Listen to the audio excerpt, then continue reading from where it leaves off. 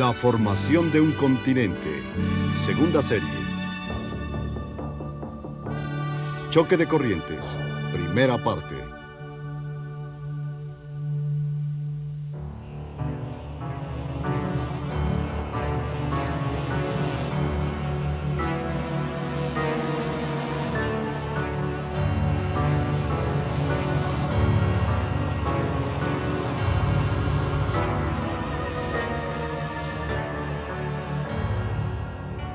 Usted y yo somos criaturas de la Tierra.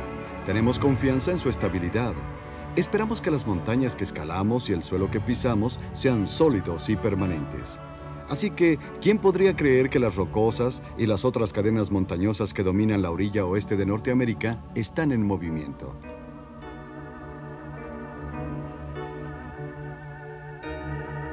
Pero mirando más acuciosamente en los recovecos de las rocas y más allá de su aparente inmovilidad, pueden verse señales de movimientos violentos ocurridos en el pasado y algunos signos de los que están por venir.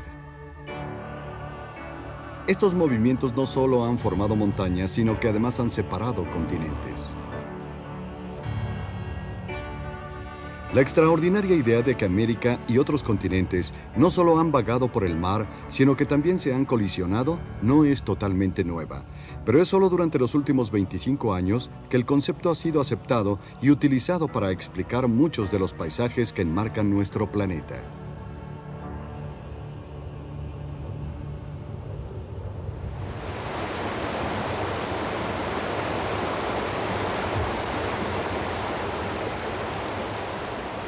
Estas pasmosas formas testifican la fuerza con la que Norteamérica ha sido movida hacia el oeste a través del globo. Un choque de corrientes añadió tierra a América y construyó sus montañas del oeste. Son las montañas más altas y jóvenes del continente, pero hay otras erosionadas con el tiempo que también han transformado el paisaje. Marcan los lugares de antiguas colisiones que ensamblaron pieza por pieza este continente.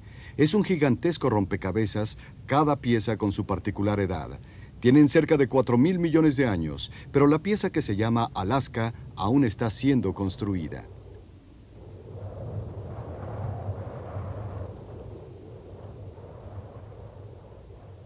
La salvaje belleza del sur de Alaska es la última pieza que se colocó en el rompecabezas. Estas montañas son jóvenes, sus cimas aún son escabrosas y aún no han sido erosionadas por el tiempo. Su serenidad es engañosa porque abajo de ellas hay fuego ardiendo. Aquí el continente aún está creciendo, algunos de los 40 volcanes están activos.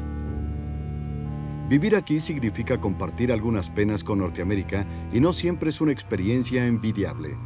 La más reciente y mayor convulsión sucedió en marzo 27 de 1964. Uno de los más largos temblores de este siglo conmocionó a Alaska durante 4 terribles minutos.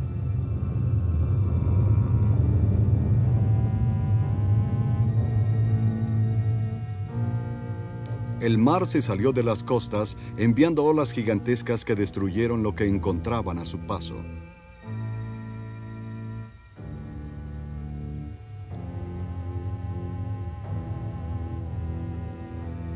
Milagrosamente murieron pocas personas, dada la magnitud del siniestro. El resultado fue una costosa desarmonía geológica que afectó a los hombres de alta mar del puerto de Córdoba. Sus muelles quedaron 2 metros más arriba y casi secos. Había percebes y mejillones que nunca volvieron al mar y solo fue un pequeño consuelo saber esto. Más allá de la costa, sus playas y sus moluscos han crecido casi 5 veces más. Este descomunal colapso es recordado en todo el mundo. Pocos sismos han dejado en la Tierra huellas semejantes. Cerca de 2.000 kilómetros cuadrados de corteza fueron levantados, pero no toda la superficie ascendió.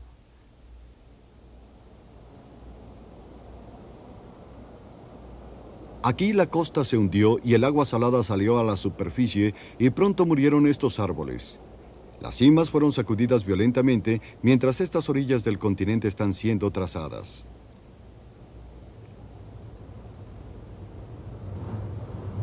El resultado de la marejada extendió sus daños desde el sur hasta este lugar, alcanzando Oregón y cerca de California con costos altísimos.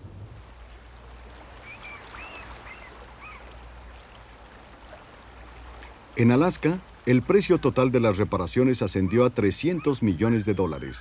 Fue el precio de vivir en un continente en ciernes. Pero, ¿por qué esta esquina del continente es particularmente devastada por esta clase de eventos? La respuesta empezó a surgir cuando los centros de los sismos se localizaron en un mapa. Hay distintos modelos de sismos en todo el mundo. Las marcas en las orillas son rígidas placas que se mueven lentamente cruzando la superficie de la Tierra como piezas de un cascarón fracturado. Estos lugares por debajo de los océanos del mundo son donde se encuentran las placas que son empujadas del suelo marino y forman montañas de gran altura. Cuando estas placas se separan, rocas derretidas se elevan desde las regiones candentes conocidas como mantos. Liberan lava volcánica, una mezcla de minerales que forman rocas llamadas basálticas. El manto basáltico se solidifica rápidamente dentro de extraños glóbulos de roca a los que se les llama almohadas de lava. Un día llegaron a ser parte del piso marino y fueron movidas junto con la placa sólida. Estas rocas contienen hierro. Examinando sus propiedades magnéticas es como los geólogos pueden determinar dónde y cuándo las placas y los mantos se mueven.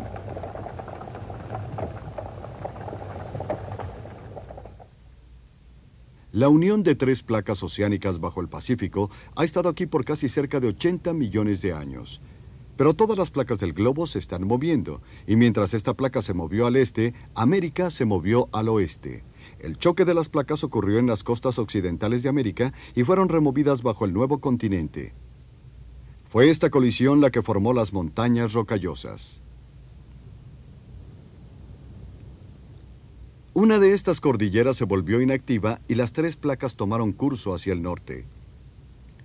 El movimiento bajo las costas occidentales cesó aparentemente.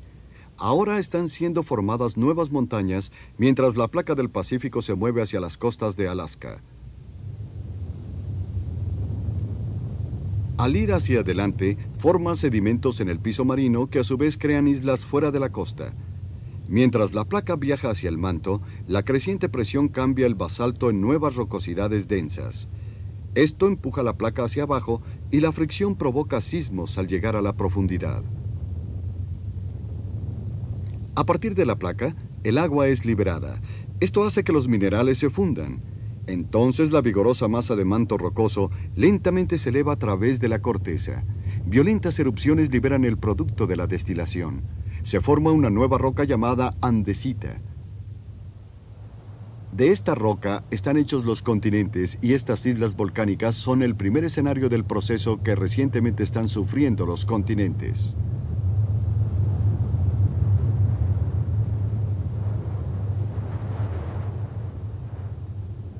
Eventualmente son unidas a la tierra firme por estos volcanes. Una unión que se consuma por algunas de las erupciones más violentas.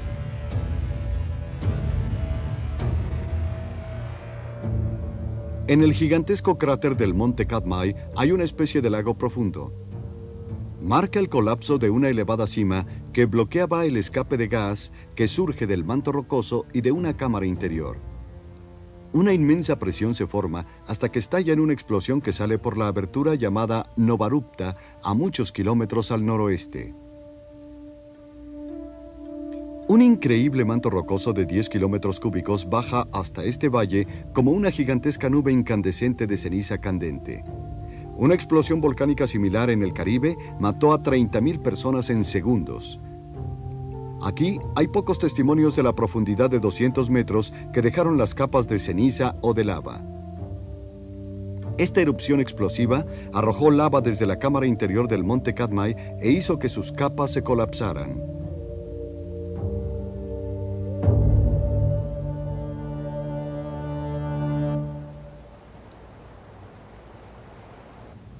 Es esta conversión del piso marino y de las cimas de las montañas lo que ayuda a crear un continente. Porque no todas las montañas son solamente volcánicas. Entre ellas hay rocas que fueron formadas por capas de sedimento.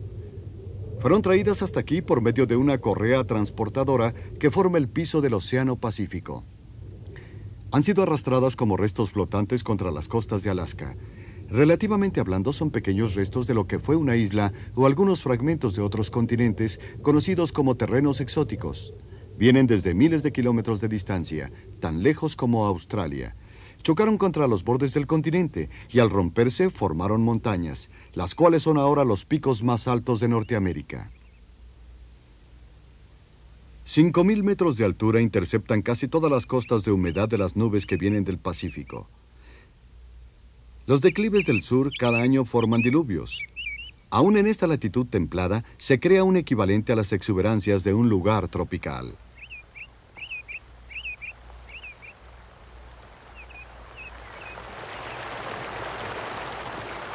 Entre estos gigantescos árboles, una multitud de ríos de agua blanca van corriente abajo con afluencia de aguas llenas de nutrientes del Norpacífico. Aquí, cada año, llegan millones de salmones.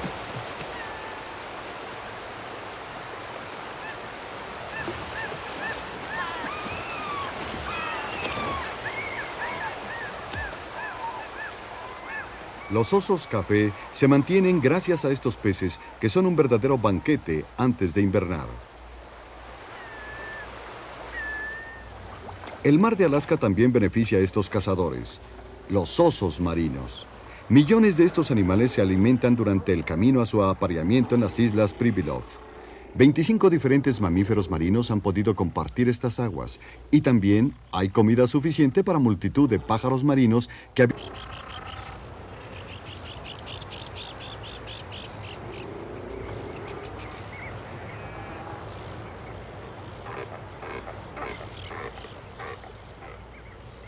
En este lugar, donde el continente aún está tomando forma, muchas especies vivientes están llegando a estas tierras nuevas desde las profundidades donde el piso marino se desliza hacia la tierra. Pero este prolífico océano un día puede desaparecer. Las alcas, los frailecillos, los cuervos marinos y el alca grande no necesitan preocuparse, por este día tendrán el estómago satisfecho.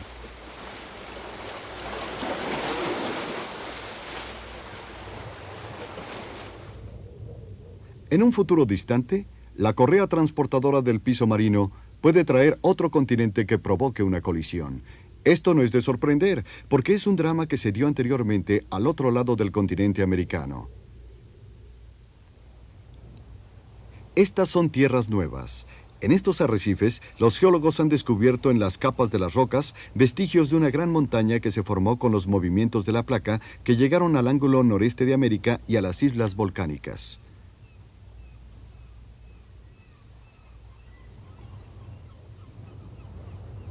Veamos de cerca estas capas. Los moldes de los lados interiores de las rocas muestran que son sedimentos que una vez formaron la plataforma continental en las aguas profundas.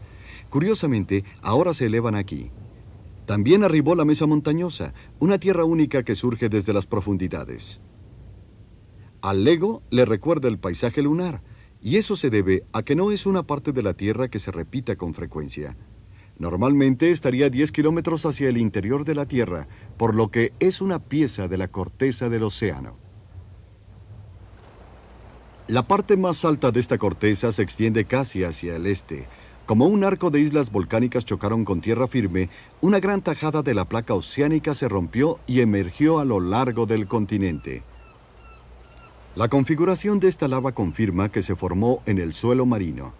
La tajada está ahora del otro lado, así que es posible pasar entre este viejo océano al otro lado de la corteza terrestre. Hay jaspe, minerales de pedernal que tratan de emerger.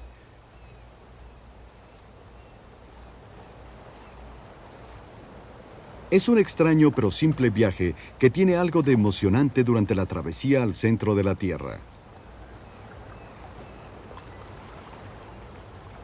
Las montañas que se formaron en las nuevas tierras fueron creadas por una serie de colisiones que llegaron a la cadena del este, pasando por el sur y a las montañas Smoky de California y aún más allá.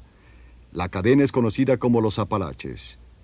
En Pensilvania toman sus más extraordinarias apariencias, un patrón de cordillera y se aprecian mejor, vistas como un mapa tomado de las alturas. Tienen cientos de kilómetros de largo y difícilmente parecen montañas.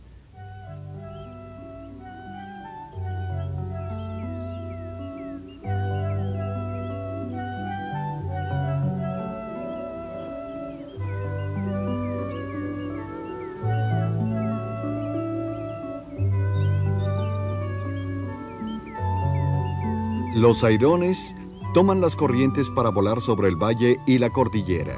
Cada año migran al sur siguiendo la línea de los Apalaches. Este sistema de cordilleras pasa por las montañas Smoky. Parte de la cadena de los Apalaches se reconoce por sus picos. Hay más especies de árboles en las montañas Smoky que los que se encuentran en Europa. Quedaron más allá del alcance de las capas del hielo que en el pasado cubrieron el continente. Muchas coníferas y otras plantas hicieron aquí su santuario, y en esa profusión las azaleas, rhododendros y laureles prestaron sus colores.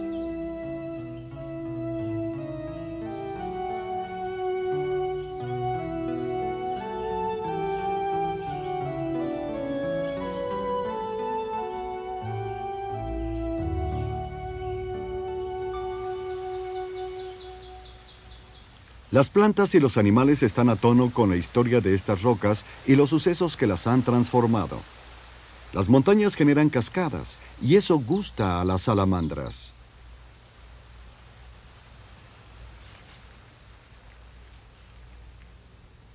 Hay muchas clases de salamandras que durante 300 millones de años fueron apartadas y trasladadas desde los valles hasta la cadena montañosa de los Apalaches.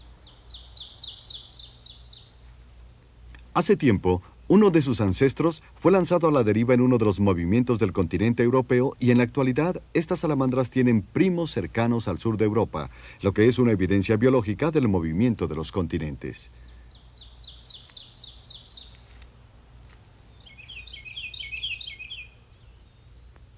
Cruzando el Atlántico, se asentaron algunos europeos.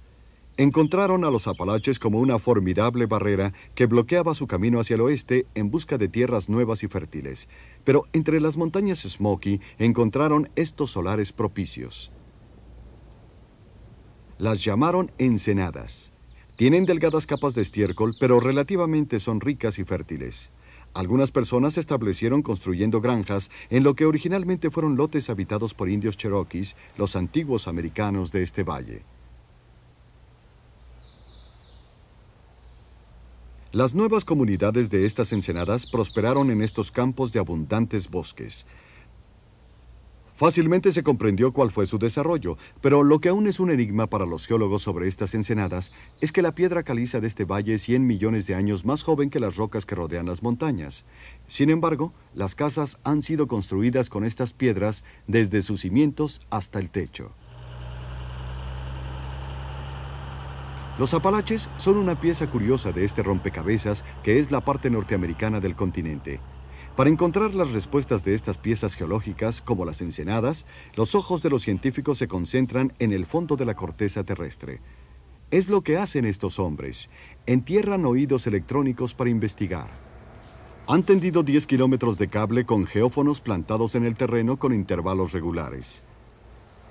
Cada uno de estos geófonos es sensible a las vibraciones como un micrófono que capta los más débiles sonidos. Estos vehículos están diseñados para vibrar y son colocados en fila como en una cuidadosa coreografía, enviando vibraciones hasta 10 kilómetros bajo tierra. Esas vibraciones son percibidas por los geófonos que están casi sobre la superficie. Las computadoras captan las vibraciones que perciben los geófonos.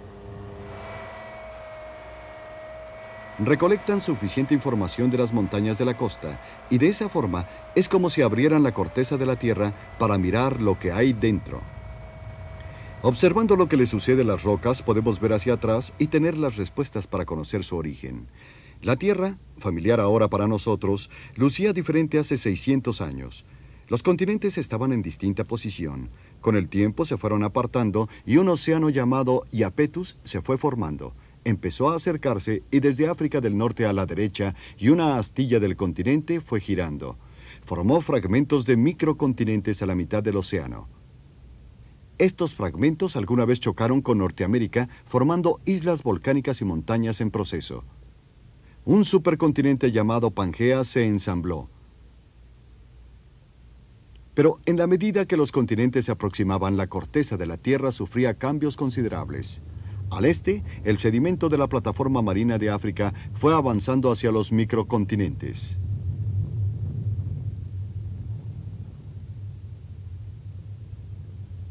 La fuerza de la placa oceánica creó una línea de volcanes a lo largo de la costa este de América.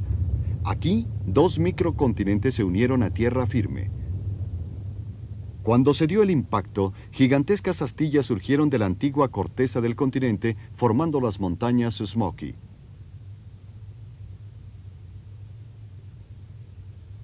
Hacia el oeste, la arena y la piedra caliza surgieron de la plataforma continental formando montañas.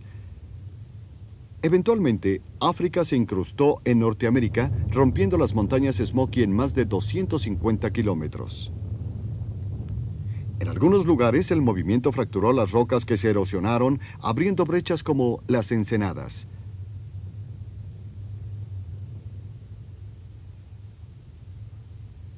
Más hacia el oeste, el cataclismo titánico arrojó nuevas capas de sedimento. Con el tiempo, la última pieza entró en su lugar y se formó un supercontinente. El ensamblaje destrozó muchas rocas que se erosionaron rápidamente. La suave piedra caliza fue gradualmente deshaciéndose para formar valles, mientras que las piedras más resistentes se quedaron a lo largo de la cordillera.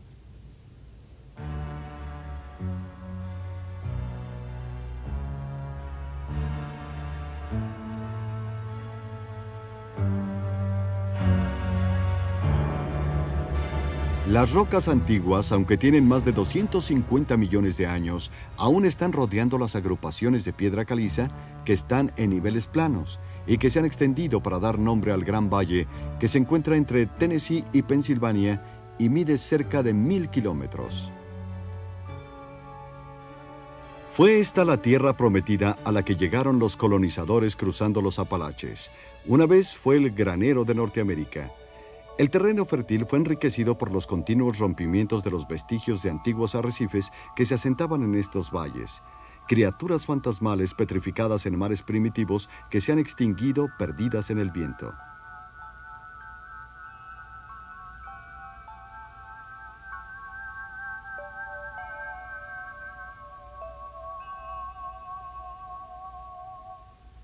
Cruzando el Gran Valle hacia el este, se tienden las montañas Smoky. Cuando se formaron por primera vez, podían haber competido con el Everest. Es difícil imaginar la fuerza que impulsó a estas moles 250 kilómetros tierra adentro. Su gran volumen abrió la corteza terrestre. Fueron menos erosionadas que otras montañas que alguna vez estuvieron cerca del este, cuando los microcontinentes chocaron con la costa. Todo lo que ahora queda es un extenso montículo 300 kilómetros al este del mar, pero notable por sus extraños monolitos blancos. Son las más grandes montañas de piedra cerca de Atlanta, Georgia, y en la cima tienen una gran masa de granito. Este manto se solidificó hace 325 millones de años.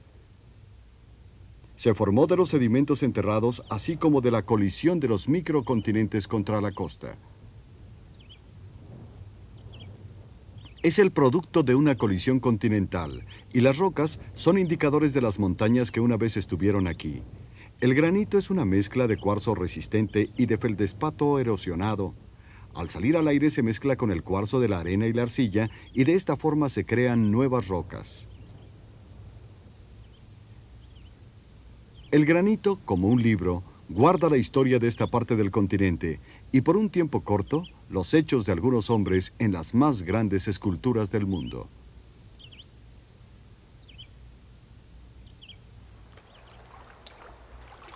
Aún a pesar de las ventajas del presente, no es fácil imaginar el calor y la presión que se generó cuando África se colapsó con el este de Norteamérica. Pero este risco solo pudo ser formado por condiciones extremosas. El calor y la presión lograron la mezcla de cristales, como lo fue el granito para la formación de rocas de una suave textura llamadas gneiss. En algunos lugares el calor era tan intenso que las rocas de granito gneiss se derritieron.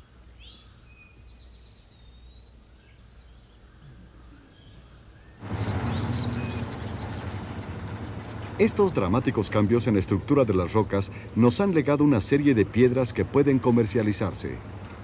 Hombres con gran habilidad vienen aquí a cortar la primera pieza de estas rocas. La roca que escogen tiene grandes cualidades. Esto que fue arcilla nos recuerda a las viejas montañas de la Tierra Prometida. La crisis de la colisión de África sacudió a la plataforma continental y después reorganizó sus cristales para formar estas piezas. Se cortan en rebanadas delgadas, permitiendo a estos comerciantes fabricar las más finas mesas de billar de América. Y también del choque de los continentes surgió material para los maravillosos rascacielos e incontables monumentos. Lo que los griegos creyeron que era un regalo de los dioses es realmente la piedra caliza de un antiguo mar y sus innumerables propiedades que se fue acercando al oeste de las montañas Smoky.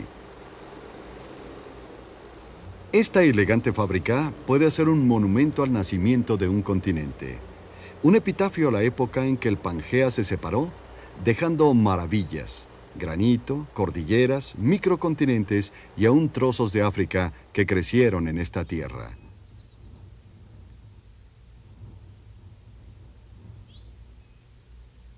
De esta forma, las montañas rocosas y los Apalaches son agregados de continentes más viejos, muchos de los cuales han sido cubiertos por abonos. Hoy, una parte es visible, se llama Rodela Canadiense, y parte del Gran Lago Esclavo, al norte de la costa de los Grandes Lagos. Las aguas frescas del lago Huron no bañan a rocas ordinarias, nos recuerdan a las grandes cordilleras más antiguas que los Apalaches. ¿Cómo lo sabemos? Las han pulido los geólogos por medio de una plancha de hielo que se aplica de esta forma. Reveló los diseños de la gneiss que fueron producidos por las rocas enterradas por la colisión de los continentes. Estas montañas han estado aquí por 1.000 millones de años. Ahora solo quedan recuerdos del granito rosa y de la gneiss. Más allá, en el oeste, brillan blancas colinas que una vez fueron playas y ahora marcan la edad de Norteamérica. Aún se encuentran donde fueron sorprendidas por la colisión que ocurrió hace 1.800 millones de años. Los granitos de arena fueron fundidos por el calor de las montañas en formación dentro de una de las piedras más duras conocida como cuarcito, la cual crea el material con que se hacen los vasos. Esta dura roca nos ha revelado mucho de las montañas que había al norte de Canadá durante las primeras colisiones y que se enclavó en el corazón del continente moderno.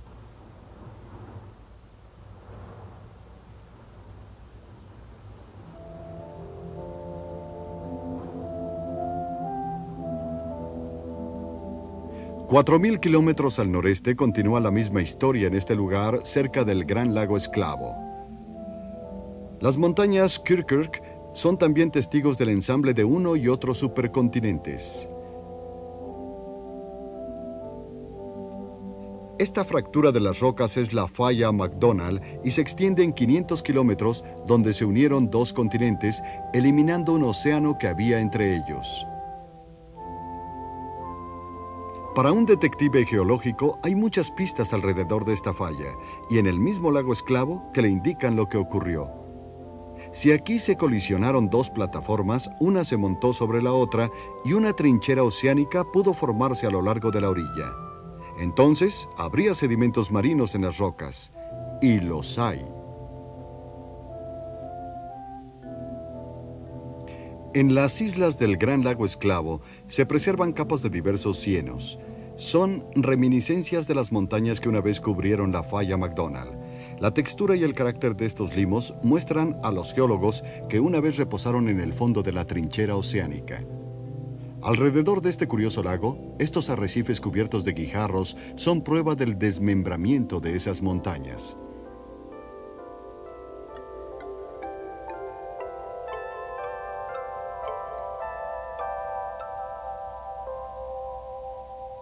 Y también aquí hay granito que se supone fue formado en la unión de las plataformas. Pero la más intrigante pista en el origen del lago tal vez son estos montículos. Aunque fueron pulidos por glaciares, se les reconoce como almohada de lava. Hicieron erupción desde el piso del océano. Así que este lago Esclavo es muy especial. Reposa en la vieja trinchera del piso marino. Su agua fresca reemplaza los océanos primitivos que fueron destruidos cuando los supercontinentes chocaron. Es el único vestigio del vetusto supercontinente que forma el corazón central de Norteamérica.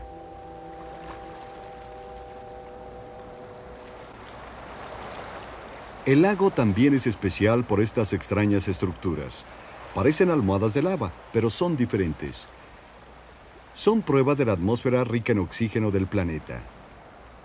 Se llaman estromatolitas. Fueron hechas por organismos vivos. Ahora fosilizadas, representan algunas de las primeras formas de vida. Algunos descendientes de estos organismos aún se les conoce como algas azul verdosas. Algunas se encuentran vivas construyendo montículos que formarán estromatolitas al oeste de Australia en la bahía de Tiburón. En estos vetustos mares hicieron tanto como lo que ahora hacen, tomando un baño de sol y, al igual que las plantas, consumen dióxido de carbono y liberan oxígeno como parte del proceso de su alimentación. Aunque en ese tiempo la atmósfera era casi solamente dióxido de carbono, el oxígeno fue una nueva contribución, casi contaminante. Produjeron algunos cambios profundos, oxidando el fierro disuelto en el primitivo océano. Alrededor de estas nuevas estromatolitas fosilizadas, el moho indisoluble se deshizo y lentamente se formaron hematitas. El mundo entero parecía ir hacia la oxidación por medio del hierro que estaba en las rocas hasta que llegó nuestra era industrial. Este continente estaba particularmente bien dotado con reservas de hierro. Estos cañones de Minnesota del Norte se convirtieron en una de las más grandes minas de hierro en el mundo. Sostenidos en unas multiplataformas, estos minerales son diferentes de oler. Los depósitos tienen 600 metros de profundidad y la tecnología les ha ayudado. Inexplicablemente, los indios americanos jamás desarrollaron estas habilidades. La era del hierro no nació aquí. Fue la tecnología de los europeos la que lo explotó. Y entonces, América dio un salto desde la edad de piedra hasta la conquista del espacio.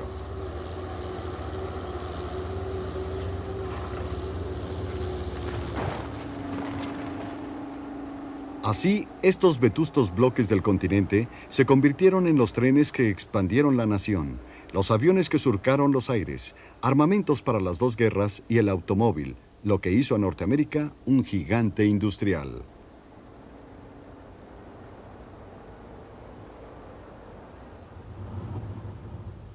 Aunque estos depósitos de hierro en la actualidad son inmensos, son solo fracciones del metal fraguado en este joven planeta.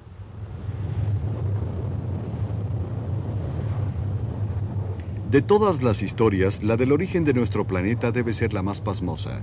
Mientras una masiva cantidad de mantos de hierro han formado el corazón metálico de la Tierra, una espuma empuja a la superficie una acumulación de lo que en el futuro serán rocas, quizá dentro de 4.000 millones de años.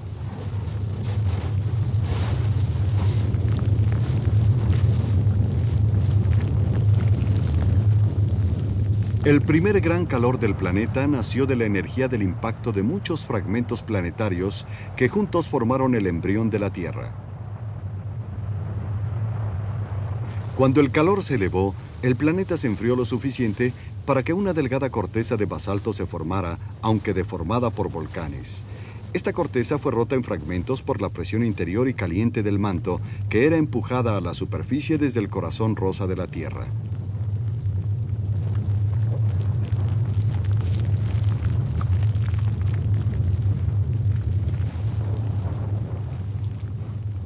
La Tierra se enfrió relativamente pronto y un gran volumen de gases emergió a causa de la turbulenta fricción de las rocas. Ellos cubrieron el joven mundo y dentro de sus nubes se formó un vapor que se convirtió en lluvia que cayó en los primeros océanos.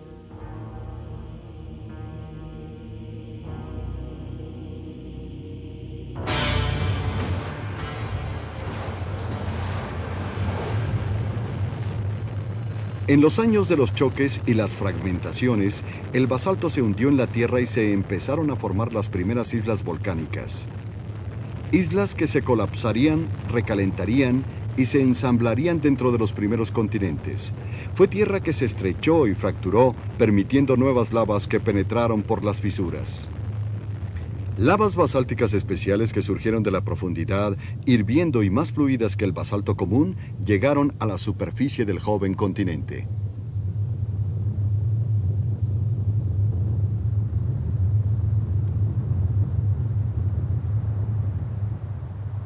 En una época, estas primeras tierras fueron cubiertas con un cóctel de lavas.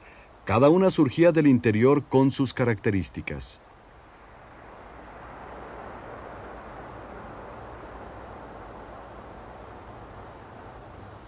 Los resultados de esa mezcla aún hoy se extienden sobre algunas partes del interior del continente. Tienen 3 millones de años y se les llama cinturones de piedra verde. Curiosamente, aún se acunan en estos viejos vestigios del joven continente. Así que si encontramos la pieza más antigua de esta región, tendremos en nuestra mano el verdadero corazón de Norteamérica. No es difícil adivinar dónde se encuentra mirando este mapa fragmentado.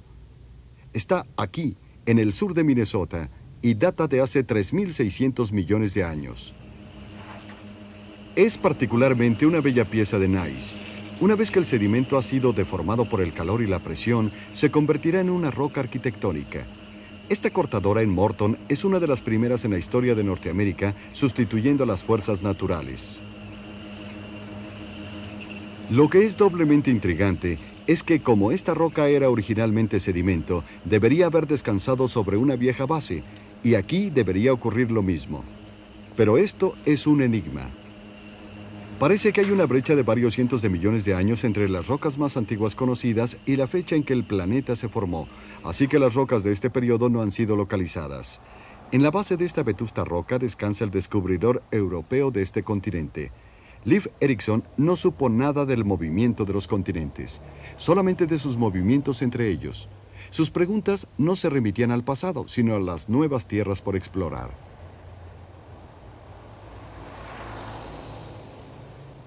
Hace 5 siglos, muchos lo siguieron al noreste salvaje y encontraron una criatura que abundaba en esta región y que influenció en la panorámica del continente: el castor.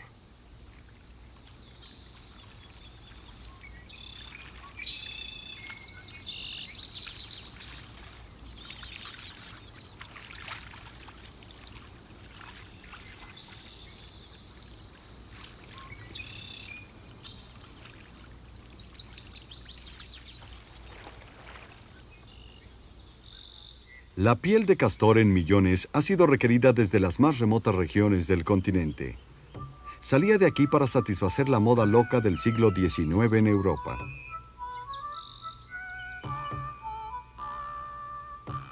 El continente era una experiencia impresionante en el comercio de la piel. Por entonces, Europa parecía más remota. Había que recorrer medio mundo. E igualmente, América para los europeos era una tierra extraña y salvaje más allá del océano.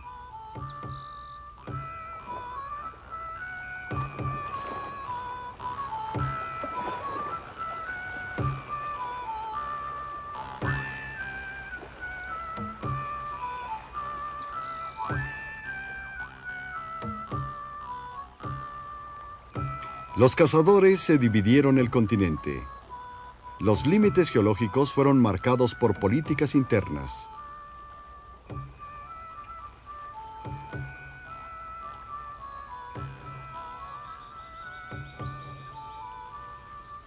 Los territorios de las compañías rivales alguna vez definieron la frontera entre Canadá y Estados Unidos.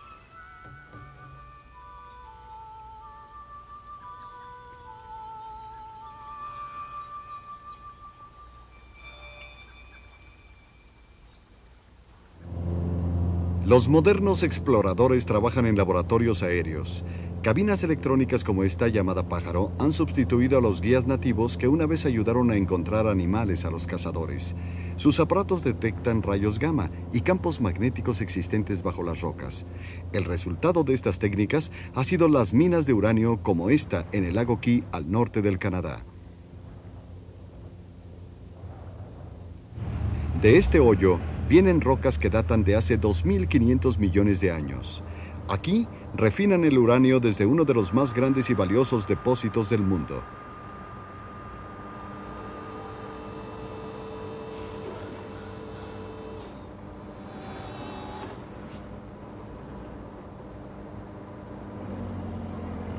Estos trabajadores están protegidos herméticamente de uno de los minerales naturales más radioactivos de todo el planeta. Probablemente, el uranio surgió del manto dentro del granito que se formó durante la colisión continental y después se concentró dentro del mineral metálico. Pero el uranio es solamente uno de los muchos metales que esconden sus colores dentro de las rocas de la rodela canadiense. Este corazón del continente es un almacén de tesoros enterrados.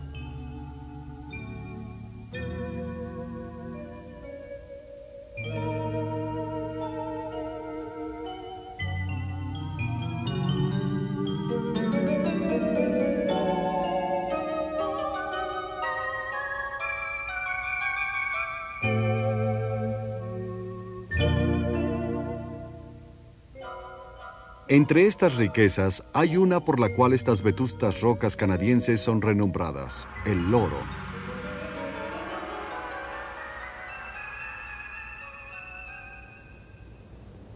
Los buscadores descubrieron que para localizar el oro deberían ir al Cinturón Verde. Estas lavas emergieron del manto de la Tierra donde se habían mezclado con fluidos que contenían oro disuelto.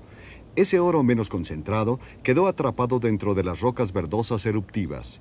Afortunadamente para nosotros, otros sucesos naturales en la corteza concentraron el oro en estas rocas y así pudo ser extraído en forma económica. Por ejemplo, parece ser que grandes cantidades de granito pudieron llegar más tarde a estas rocas durante los periodos de formación de las montañas.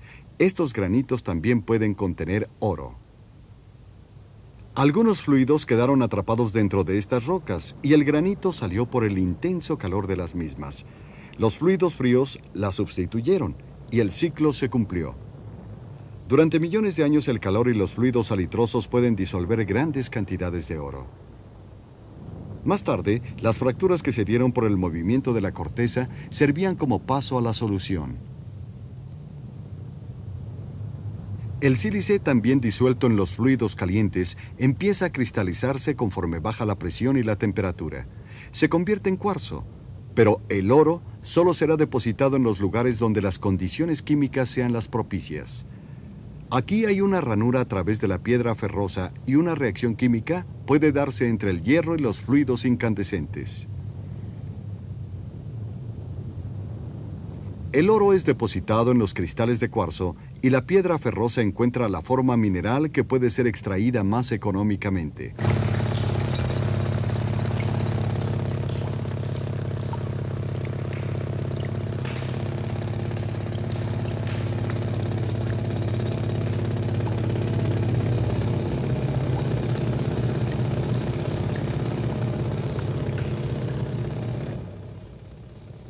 El oro de estas rocas está concentrado 10,000 veces más que en las piedras eruptivas.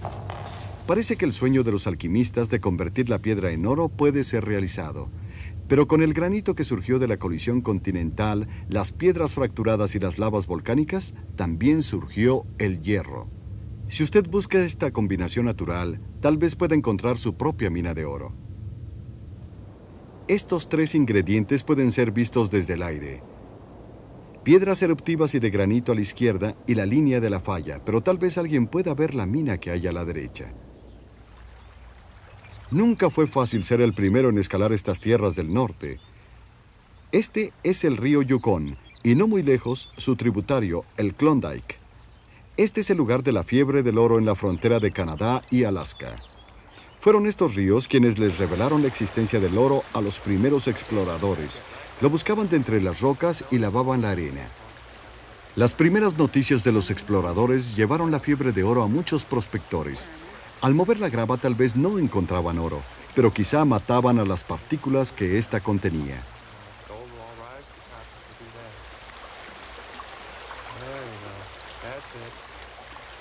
Hoy esto es gracioso.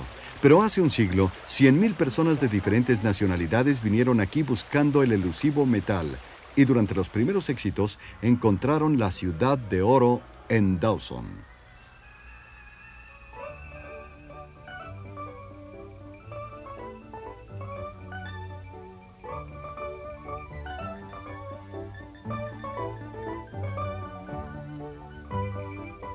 Habiendo encontrado suficiente oro en una mina, los buscadores empezaban a transportarlo por la corriente de agua en cajas de madera que en teoría llevaban a salvo el pesado oro, así como las palanganas donde lo lavaban.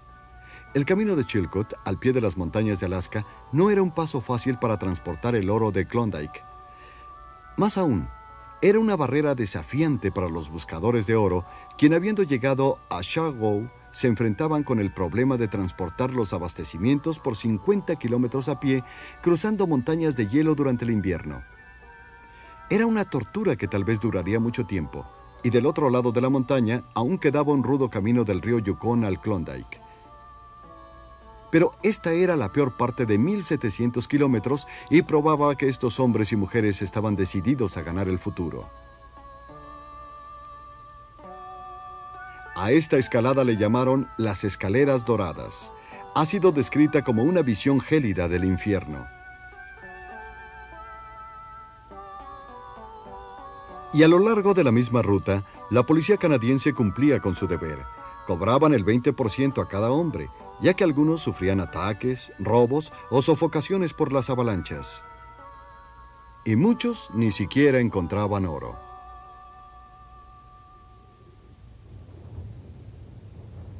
Pero el hielo era lo menos terrible para los buscadores, a pesar de lo que se decía. Los glaciares y las inmensas capas de hielo de la Edad del Hielo, que hacía 2 millones de años había cubierto el continente, no transformó en mucho la región del Yukon.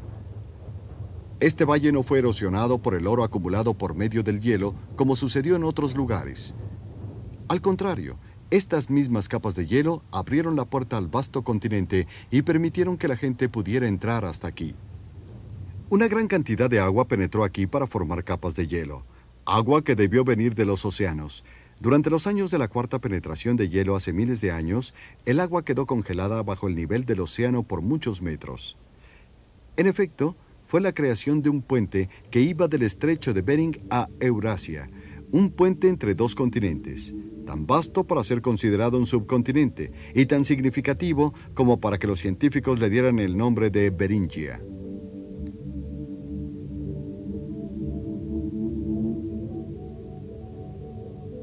Hace 30.000 años o más, este quizá fue el escenario de lo que había sido descrito como uno de los eventos más importantes en la historia de América: el paso de los primeros hombres desde Asia hasta el Nuevo Mundo. Muchas criaturas cruzaron este puente, entre ellos mamuts, aves, leones y pandas. Uno es el caribú, quien ha sobrevivido a la gran historia de cambios naturales y climatológicos, y con su habilidad para alimentarse de plantas. Y otro es el toro almizclero.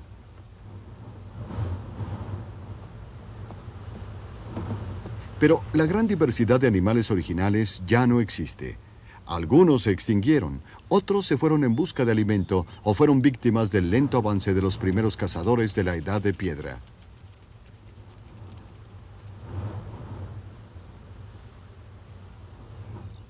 En algunos valles del Yukon, donde las capas de hielo no pudieron entrar, estos hombres hicieron sus campamentos. En el valle Nenana, esta excavación no es para extraer oro, sino para seguir investigando sobre la vieja cultura de Alaska. El arqueólogo Roger Powers estudia el carbón de leña en un vetusto fogón que fue encendido hace 12.000 años.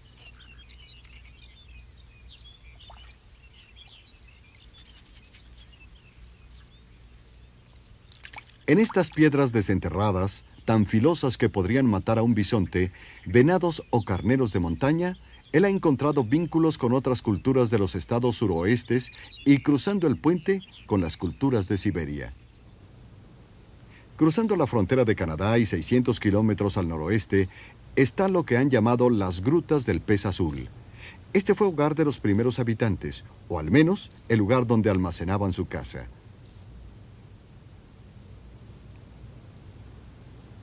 Hay restos de animales que fueron muertos por ellos y que con el paso del tiempo se han incrustado en las piedras hasta formar una sola pieza.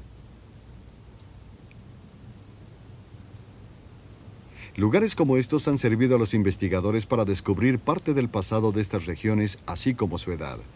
Se cree que datan de hace 24.000 años. Hay huesos de mamuts, aves y caribús y otras especies. Es una ventana a la historia antigua de la humanidad. A pesar de todas las calamidades que sucedieron río arriba, también podemos encontrar vestigios más halagüeños. Aunque en una región encontramos solo huesos, en esta la vida empieza a surgir de otra forma. La ribera de este río probablemente se remonte a 40.000 años atrás y alguna vez formó parte de la tierra llamada Beringia.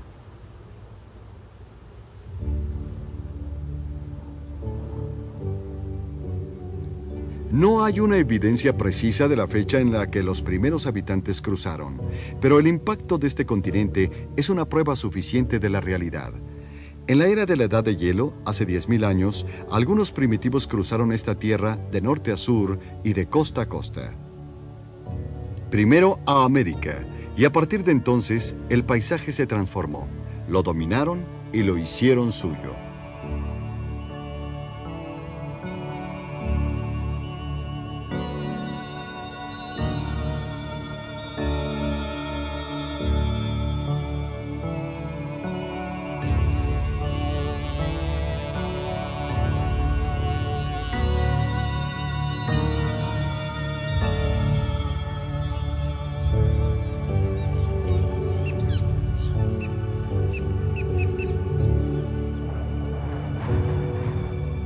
Estas capas de roca fueron transformadas por el paso geológico. De pronto, este continente fue vulnerable a los cambios abruptos y fue propicio para la vida humana.